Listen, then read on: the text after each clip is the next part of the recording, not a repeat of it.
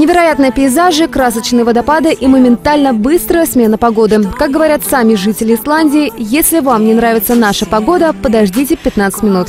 Эльмира Калимуллина полностью с ними согласна. Съемочная группа могла радоваться солнцу, а через минуту промокала насквозь от внезапного дождя. И все это может сопровождаться сильнейшими порывами ветра. Меня не могли удержать 3 взрослых мужчин. Ветер был с такой силой, что сносил все наповал. Но, несмотря на то, что съемки были такие экстремальные, я могу сказать, что я отдохнула. Певица напоминает героиню, сошедшую со сказочной картинки. И это все создано за 5 дней работы над клипом. К тому же короткий световой день вносил свои коррективы в график съемок. В 10 там начинается как раз солнце, а в 4 уже глубокая тьма. И нам за это время нужно было каким-то чудесным образом все отснять, все образы. Когда мы увидели, что солнце выглядывает, сразу же световики быстрее свою аппаратуру доставали. Быстрее, быстрее, свет, свет, свет! По законодательству Исландии на территории страны категорически нельзя разжигать костры. Но по сюжету главная героиня должна была исполнить с вымышленным Буддой танец в ночи. Нам постоянно казалось, что сейчас приедет полиция, нас завяжут и куда-нибудь депортируют. И больше в страну нам въезд будет запрещен.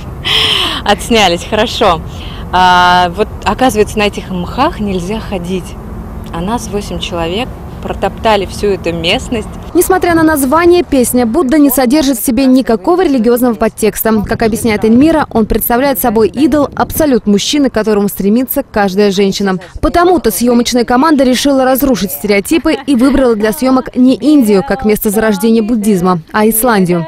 Кстати, Эльмира Калимуллина выступает послом предстоящего чемпионата в Казани. И сейчас идет работа над песней, которую она исполнит на церемонии открытия грандиозного спортивного мероприятия. В ближайшем будущем слушатели смогут увидеть уже 2-й клип певицы. Он будет посвящен древнему городу Булгар и исполнит эту песню Эльмира на татарском языке. Если он будет снят так же, как ее первая работа, то можно с уверенностью утверждать, что зрителей у него будет и среди русскоязычной аудитории нашей страны. Гульназ Гилаева, Максим Малов. Новости на Первом городском. Мин ышанам сиңа, серле Казан, мин ышанам сиңа, алтыным.